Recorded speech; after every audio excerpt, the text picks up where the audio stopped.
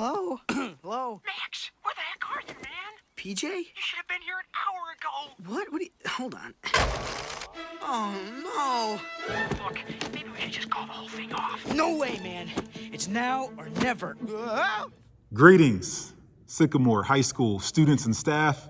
It's the school principal, Mr. Porter.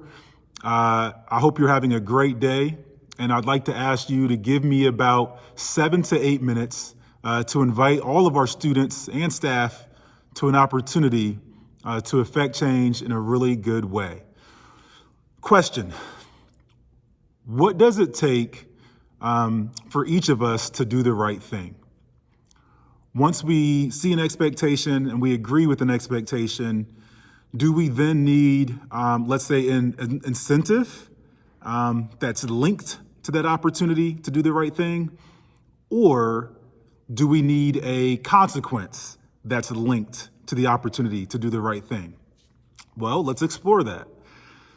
Today, I want to share with you some data regarding on time to class or skipping class.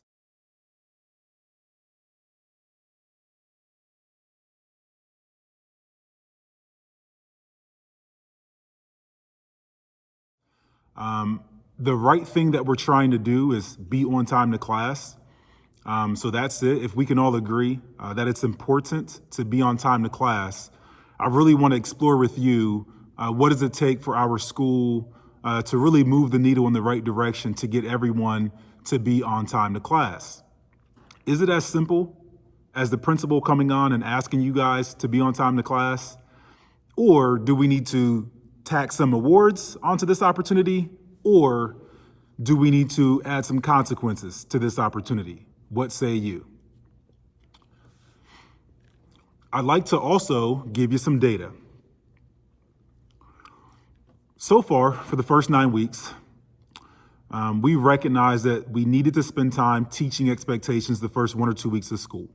And so just tracking from September to where we were last week on Friday, when I look at the referrals turned in for tardy to class, I could see 150 infractions. That's 173 for the year. So with 150 infractions, keep in mind, your teachers typically work with you, they communicate with you, you work with the teacher, you communicate with the teacher, and we're all human beings. We all recognize biology as part of the deal. And most of the time, your teachers may see you come in late and say, hey, don't be late tomorrow. And it's really a verbal reminder.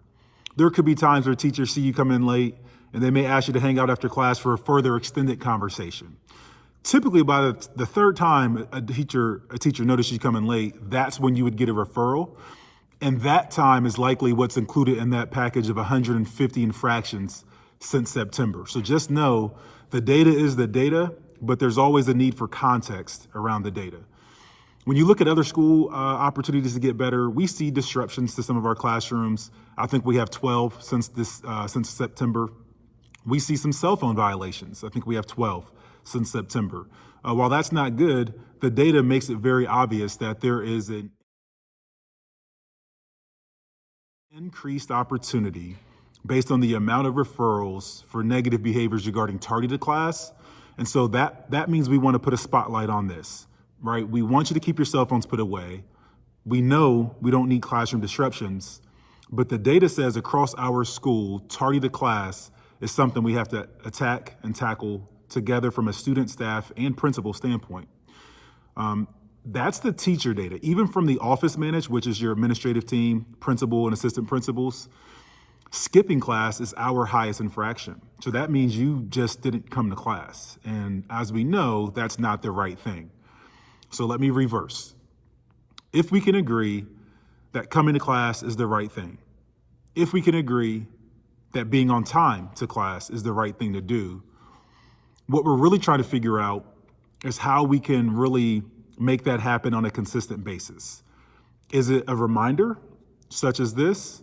Is it an incentive, or is it a consequence? I look forward to hearing from you guys throughout the hallway and the lunchroom, and you can even send me an email if you have more thoughts. What you're going to notice the next few weeks are called interventions. Our teaching staff is going to do 2 things to really help us move the needle in the right way. First thing you're going to notice is teachers will be in the hallways nearby their door or their classroom, and they're going to just simply usher you to class, remind you to get to class, put a little bit of pressure on you to get to class. The second thing you're going to notice is teachers are going to shut their door.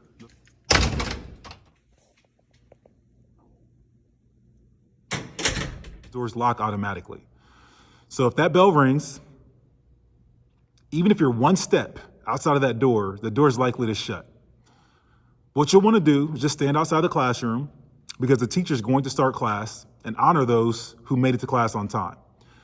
Typically in your classrooms, you have like a bell ringer, you have a routine, you have a quick read, a quick write, you turn in your journals. There could be something that happens in each and every class that's really a routine and ritual to start the day.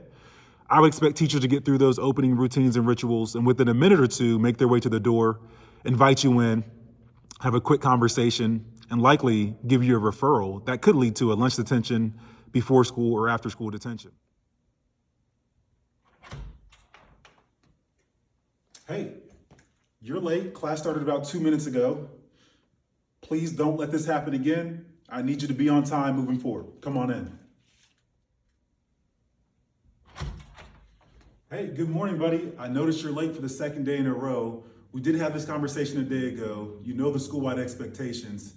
I'm gonna give you a lunch DT today. Come on in and let's get started. Hey, good morning. Is everything okay? Is there anything I need to know that maybe I can support you further on? This is your third time being late.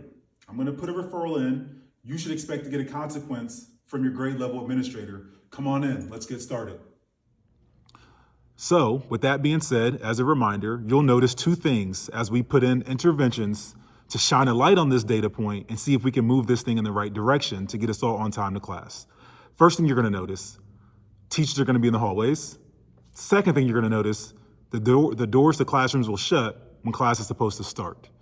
We're gonna run this play through the month to about the first week of December, and I'll come back to you guys and see if we move the needle in the right direction.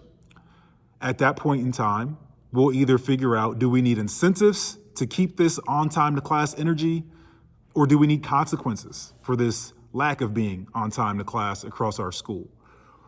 I hope you noticed, I have not mentioned hall sweeps. That is not our strategy today, but I know some of us had such feedback and experiences with that a year ago. We really want to find a way to do a better job teaching, reteaching, and communicating, and making this opportunity a school-wide deal. So students, I look forward to hearing from you in the hallways and in the lunchroom, and you can always shoot me an email. Staff members, thank you for following those recommended interventions from our PBIS Tier 1 team. All this boils down to what we're all about here at Sycamore High School. Be safe, be proactive, be respectful, be responsible, and now that we're shining a light on it, be on time. Go Aves.